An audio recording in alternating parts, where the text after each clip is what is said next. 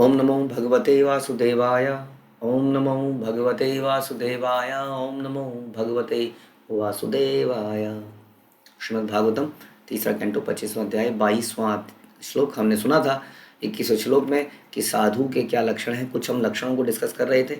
हमने सुना कि किस तरह से टॉलरेंस और करुणा, हाँ, जीवों के ऊपर करुणा, शत्रुओं का अभाव, अजात शत्रु, सबका मित्र, शांत साध, शास्त्रों पे बिलीव करने वाला व्यक्ति साधु कहलाता है।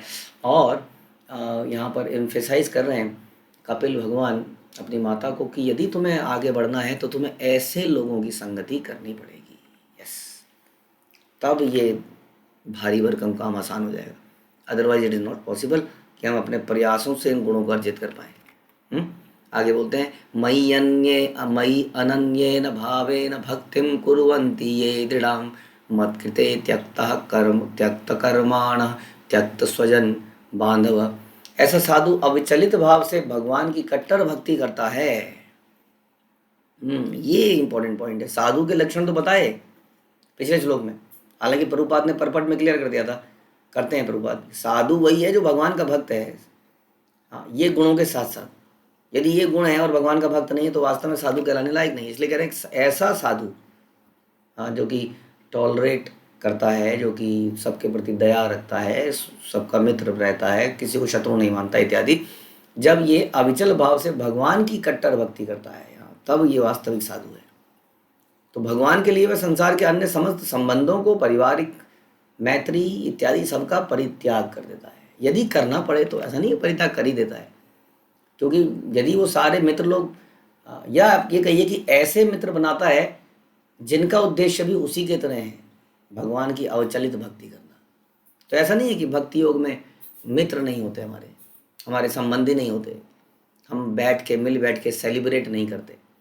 हाँ, birds of same feather flocks together. तो हम लोग भी साथ में रहते हैं हमेशा। भक्ति तो करी संग में, बल्कि ज़्यादा बड़ा संग हो जाता है। सबका एक ही उद्देश्य होता है, भगवान को प्रसन्न करना, गुरु को प्रसन्न करना। इसलिए हम एक साथ आ जाते हैं। तो हमारे मित्र रहते हैं, लेकिन वो मित्र भी भगवान के अच्छे भक्त होते हैं। हमारे संबंध भी उन्हीं से बन जाते हैं, संबंधी भी हमारे वही हो जाते हैं। हाँ, तो सारे रीति रिवाज, शादियाँ या जो भी घरों में चीज़ें होती हैं, मिलना जुलना, किसी का आविर्भाव दिवस है, जन्मदिन है, या और भी जीवन में कुछ ना कुछ उतार चढ़ाव चलते रहते हैं, वो सब कार्य होते हैं। ऐसा नहीं कि आदमी सोशली समाप्त हो जाता है, लेकिन हाँ, इस सोशल एनवायरनमेंट से, जो कि इंद्रिय तृप्ति का सोशल एनवायरनमेंट है, उससे उसकी एक तरह से डेथ हो जाती है। संन्यास भी इसी को कहते हैं, इस सोशल, यानी कि संन्यास व्यक्ति, आप देखिए कितने सन्यासी हैं, जैसे शिला प्रभुपाद हैं। शिला प्रभुपाद कहाँ नहीं गए दुनिया में। हाँ, तो ऐसा थोड़ी कि संन्यास का मतलब संसार से डेथ, वास्तव में हाँ, ऐसे लोगों से वो एक तरह से डेथ, ऐसे संबंधों से डेथ हो गई, संबंध विच्छेद हो गया, जो कि भगवान के भक्त बनना भी नहीं चाहते हैं। ऐसा नहीं है कि आप आज भक्त बने, कल आपके घर वाले भक्त बन जाएंगे। तो आज और कल के बीच में आप सब त्याग देंगे। भक्त बनते हो या मैं सबको त्यागूं, समय देना पड़ता है। लेकिन कई बार अधिक समय देने के बाद भी पता चलता है कि नॉट पॉसिबल, नहीं हो पाएगा, and they are forcing you to not to do it. Then कई बार ये इंपॉर्टेंट हो जाता है, ये डिसीजन लेना। कई बार कई व्यक्ति दूसरों का परित्याग करने के लिए, क्योंकि ऐसे के लिए आपको झोंकना पड़ता है ना, जो प्रचारक होते हैं उसको अपना घर जलाना पड़ता है। हाँ, तो ऐसे में व्यक्ति ऐसे संबंधों को तोड़ देता है। लेकिन भगवान, यहाँ पर हम सुनते हैं शास्त्रों में कि उसको कोई पाप नहीं लगता, क्योंकि ऐसा उसने बड़े दिव्य पर्पस के लिए किया, दूसरों के लिए किया, ताकि कई घरों में रोशनी हो सके, उसके लिए वो अपना घर जला देता है। और वास्तव में उसको प्रेम और सब कुछ मिलता है। जैसे हम शिव जी को देखते हैं, देखिए, वैष्णव यथा शंभु, टाइम नहीं है उनके पास कि अपनी कुटिया बनाए, बंगला बनाए, क्योंकि भूत पिशाचों को मैनेज करना इज़ वेरी डिफ़िकल्ट, उनको भक्त बनाना इज़ वेरी डिफ़िकल्ट। या जो भी उनके पास भक्त आते हैं, बहुत सारी कामनाएं लेके आते हैं, हाँ, कैसे उनमें से शुद्ध भक्त ढूंढना और उसको भगवान की तरफ मोड़ देना, बड़ा मुश्किल काम है। शिव जी लगे रहते हैं, इसलिए उनके पास घर बार नहीं है, उन्होंने भी अपना घर जला दिया है सबके लिए। इसलिए वैष्णव में वो महान भक्त माने जाते हैं। ऐसे ही शिला प्रभुपाद ने अपना सब कुछ, पूरा जीवन, सारे घर परिवार, अपने बच्चों तक को त्याग दिया ताकि संसार को उबार सकें। आज प्रभुपाद के हजारों लाखों बच्चे हैं, करोड़ों बच्चे हैं, लेकिन उनको इसके लिए पहले अपने बच्चों को साइड में रखना पड़ा। ऑल्दो ही ट्राइड कि उनके बच्चे भक्ति में आ जाएं, बट जब वो नहीं आ पाए, उनके साथ समर्थन नहीं कर पाए, तो he had to take a call. ऐसे में किसी को संसार में अनपढ़ लोग, नौसिखिए लोग, मूर्ख लोग, बदतमीज लोग कई बार बोलते हैं कि ये संसार से भागे हुए हैं। संसार से भागे होते तो संसार के लोगों का उद्धार ना किया होता, इतने सारे हजारों लाखों लोगों का उद्धार ना किया होता। ये तो बहुत बड़े समझ लीजिए असली समाज सुधारक तो यही है।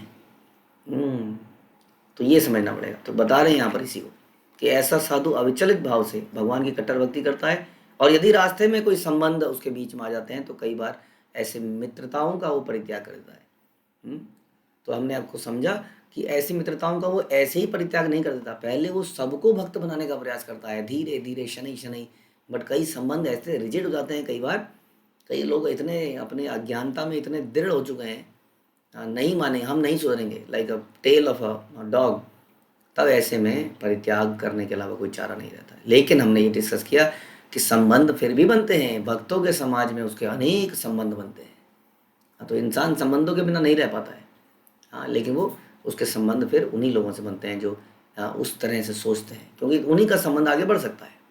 लेकिन वो केवल संबंधों में ही खुश नहीं रहता, वो दूसरों का भले करने के लिए प्रचार करता है, जगह जगह जाता है, भगवान के लिए पेन लेता है, कष्ट लेता है, अपने ऊपर कष्ट लेता है।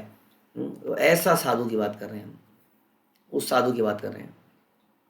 कोई साधारण व्यक्तियों की बात नहीं हो रही है। तो ऐसे साधु का संग करने को बोला जा रहा है जो अपना सब कुछ त्याग देते हैं भगवान के लिए। माता श्रेया कथा मृष्टा शृण्वन्ति कथयन्ति च तपन्ति विविधा तापा न एतान मदगत चेतसा। निरंतर मेरे अर्थात पूर्ण पुरुषोत्तम भगवान के कीर्तन तथा श्रवण में संलग्न रहकर साधुगण किसी प्रकार का भौतिक कष्ट नहीं पाते। तो क्या करते रहते हैं वो? निरंतर निरंतर भगवान के कीर्तन और श्रवण में लगे रहते हैं। अब बताइए दूसरा व्यक्ति कैसे आएगा उनकी लाइफ में? हाँ, वो फ़ोन करेगा, मैं थोड़ा सा बिजी हूँ, भागवत पढ़ रहे हैं, 2-3 लोग घर में आए हुए हैं, मैं थोड़ी देर में कॉल करूँ। सामने से फ़ोन की आवाज़ आएगी, पटाक। जब फ़ोन करते हैं तब बिजी है, जब फ़ोन करते हैं तब बिजी है। पहले तो तुम खाली रहते थे, अब जब से तुमने ज्वाइन कर लिया है तुम बिजी रहते हो हमेशा। अरे बिजी रहना तो बहुत बड़ा कृपा है संसार में। लोग पागल हो चुके हैं, लोग कसिनोज में जाते हैं, अब अकेला बैठ के लूडो खेलते हैं, पहले ये चाल फिर दूसरी चाल। कुछ नहीं है उनके जीवन में करने के लिए। टीवी से बोर हो चुके हैं, टीवी फोड़ चुके हैं, चैनलों को बदल बदल के तोड़ चुके हैं। तो संसार में बिजी रहना, वो भी इतने उन्नत कार्य के लिए, दिव्य कार्य के लिए, ट्रांसेंडेंटल कार्य के लिए, ये तो बहुत बड़ा ब्लिस है। हाँ, तो जब आदमी इतना बिजी हो जाता है तो संसार के लोग अपने आप ही डिसइंटरेस्टेड हो जाते हैं। लेकिन उनमें से कई समझदार लोग हैं, बड़े बिजी हो गए, बड़े खुश रहते हो, क्या कर रहे हो? अच्छा, हम लोग भागवतम पढ़ते हैं, हम ना एक क्लास सुनते हैं, आप भी करेंगे? हम ये जब करते हैं आप भी करेंगे? अच्छा, जरा मैं ट्राई करूँ, तुम्हारे अंदर तो बड़ा परिवर्तन आया है। वो करता है। तो समझदार लोग जो हैं, जो घमंडी नहीं है, हाँ, जो ये नहीं सोचता कि अरे मैं फॉलो करूँगा तो मैं छोटा बन जाऊँगा, तो वो करके देखता है और उसको लाभ होता है। इस तरह से कई लोग जुड़ते चले जाते हैं। तो intelligent people connect and realize themselves कि किस में कितना आनंद है वास्तव में, कि इसमें बता रहा है कि निरंतर मेरे श्रवण में, मेरे कीर्तन में लगा रहता है और किसी प्रकार का भौतिक कष्ट नहीं पाता। ये सब होते हुए उसको महसूस ही नहीं होता। जैसे पांडवों को कृष्ण केशव के साथ उनका जीवन इतना मधुर था कि उनको कभी पता ही नहीं चला कैसे कष्ट ही कष्ट के बाद कष्ट के बाद कष्ट के बाद कष्ट। पांडवों के जीवन में, कुंती महारानी के जीवन में, प्रहलाद महाराज के जीवन में, ब्रजवासियों के जीवन में कितने कष्ट आए। लेकिन क्योंकि कृष्ण के स्मरण कीर्तन उनका इतना, पुराने ज़माने में आप जानते हैं, हम पढ़ते थे बचपन में कुछ किताबें कि पुराने ज़माने में जो सर्जरी होती थी, सर्जरी के समय एनेस्थीसिया के अलग अलग तरीके थे। ऐसा एनेस्थीसिया नहीं था, तो हल्का लाइट एनेस्थीसिया, कई बार लोकल एनेस्थीसिया लगाया जाता है आजकल। तो उसमें कई लोग ग्रंथों का पठन करते हुए अपना कुछ इस प्रकार का ट्रीटमेंट करा लेते थे, इतना डूब जाते थे वो ग्रंथों में। तो आदमी इतना खो जाता है इस आनंद में कि उसको जीवन के कष्ट, देखिए भक्तों के जीवन में भी कष्ट आते हैं, ध्यान रखिए हमेशा। There is no exception in this world, कोई एक्सेप्शन नहीं है। ऐसा नहीं है कि भक्त हमेशा शारीरिक रूप से स्वस्थ रहेगा, बिल्कुल गलत है। अगर कोई किसी ने आपको बोला है तो सारे कष्ट आएंगे जैसे संसार में आते हैं, उसके परिवार में कलेश आएंगे। हाँ, क्योंकि ये पुराने कर्म किए हुए ना गत वर्थों में। और भगवान कई बार अपने भक्तों की परीक्षा भी लेते हैं, उसको प्यूरीफाई भी करते हैं, बहुत कारण हो सकते हैं। लेकिन उन दुखों से वो विचलित नहीं होता क्योंकि उसको इतना हायर टेस्ट मिल रहा होता है, राइट। कि कई बार हम किसी बहुत ही अच्छी टेस्ट के लिए बहुत पैसा देने को तैयार हो जाते हैं। अच्छा 500 रुपये की प्लेट है, कोई बात नहीं खाएंगे। 1000 रुपये की प्लेट है, खाएंगे। वी वॉन्ट टू पे। उसका पेन हमें महसूस नहीं होता है क्योंकि वो टेस्ट मिल रहा है हमें, है कि नहीं। उसी तरह से जब भक्त को भक्ति में जो आनंद मिल रहा होता है तो उसके जीवन में यहाँ लिखा है कि किसी प्रकार का भौतिक कष्ट उनको महसूस ही नहीं होता, क्योंकि बस सदैव मेरी लीलाओं और मेरे कार्यकलापों के विचारों में निमग्न रहते हैं, उसी में डूबे रहते हैं, उसी से उनको अत्यंत आनंद मिलता है। फिर उनको कोई दुख उनको टच नहीं कर पाता वास्तव। तो ये समझने की बात है। ऐसा नहीं है, हमने ऐसा नहीं कहा कि भक्तों के जीवन में कष्ट नहीं आते हैं, लेकिन वो समझ जाते हैं कि यहाँ पर पेन और pleasure is like heads and tail, जो कि बस समय की बात है। अभी सही चल रहा है, फिर थोड़ी देर में फिर कुछ समस्या आएगी, फिर सही चल रहा है। यू शुड नॉट वेट कि अरे जब अच्छे दिन आएंगे then we will do something. अच्छे दिन कभी नहीं आएंगे, संसार में आते ही अच्छे बुरे चलते रहेंगे। यही भक्ति सिद्धांत सरस्वती ठाकुर ने प्रभुपाद को बोला। तुम बोल रहे हो कि जब भारत आज़ाद हो जाएगा तब करेंगे, अरे क्या बात कर रहे हो। हाँ, यहाँ तो कोई ना कोई आता ही रहेगा। हम किसी न किसी के पूरे गुलाम बने ही रहेंगे हमेशा। हम अपने शरीर के गुलाम बने रहेंगे, अपनी इच्छाओं के गुलाम बने रहेंगे। हाँ, तो यू मस्ट एक्ट नाउ। हमें अभी कुछ करना पड़ेगा, अभी खड़ा होना पड़ेगा, अभी हरे कृष्ण महामंत्र का जप करना पड़ेगा, अभी भागवतम को उठाना पड़ेगा, अभी उसको पढ़ना पड़ेगा, और तब हमारे सारे दुख समाप्त। हाँ, या दुखों के तरफ देखिए, सारा सारा खेल विचारों का है, ये आपको समझना पड़ेगा। सारा का सारा खेल ही विचारों का है, और इन विचारों को ही सही डायरेक्शन में ले जाना सबसे बड़ा काम है। इसलिए गुरु का बड़ा महत्व होता है जीवन में, क्योंकि आदमी अपने विचारों से ही दुखी हो जाता है और एक सेकंड में उसको डिफरेंट विचार दिया जाए तो खुश हो जाता है। संसार में लोग इल्यूजन में डाल देते हैं, मोटिवेशनल स्पीकर कुछ फॉल्स प्रोमिसेस करके कि अच्छे दिन आएंगे, ये होगा वो होगा, कम ऑन। जब तक कोई आदमी खड़ा हो जाता है तब तक उसको गिरा हुआ नहीं मानते, और वो खड़ा हो जाता है इस इम्प्रेशन में कि एक दिन हम होंगे कामयाब। बट हम लोग झूठे नहीं देते कोई प्रॉमिस। हम तो कह रहे हैं दुखालय में शाश्वतम, लेकिन इस दुखालय में कैसे सुखी रहा जाए, कैसे यहाँ से निकला जाए, कैसे उस भगवान के चिंतन मनन से प्रसन्न रहा जाए, वो इनफेलिबल है।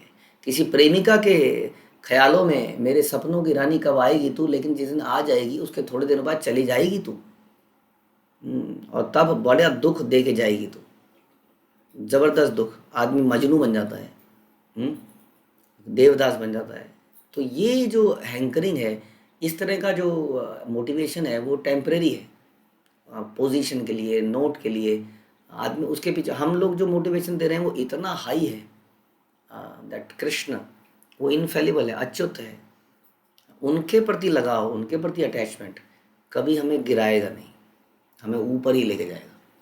तो इसलिए अपने जो मोटिवेशन का जो आधार है उसको भगवान को बनाना पड़ेगा, उस आध्यात्मिक संसार को बनाना पड़ेगा जो कि हम कहते हैं। जब वो होगा तब इस संसार के कष्ट बड़े छोटे लगेंगे, नेग्लिजिबल लगेंगे। ये तो सब पार्ट ऑफ लाइफ है। एंड भक्ति के जो आनंद है उसका हम सही तरीके से आनंद ले पाएंगे, ये बता रहे हैं यहाँ पर। तो बड़ा इंपॉर्टेंट साधुओं के गुण बता रहे हैं कि साधुओं के ऐसे गुण होते हैं, इस प्रकार से उनको जीवन के इन सारी समस्याओं से इसलिए साधु के पास फालतू की चीज़ें कभी नहीं पूछनी चाहिए। हाँ, कोशिश करनी चाहिए कि साधु कुछ और दे सकता है हमें। ये संसार की प्रॉब्लम्स की सॉल्यूशन साधु के पास लेके जाएंगे ना तो समय की बर्बादी अपनी भी और उसके भी। उससे कृष्ण को मांगे और ऐसे लोगों की संगति कीजिए, ऐसा कपिल भगवान कहते हैं। हरे कृष्णा। श्रील प्रभुपाद की जय। ग्रंथराज श्रीमद् भागवतम की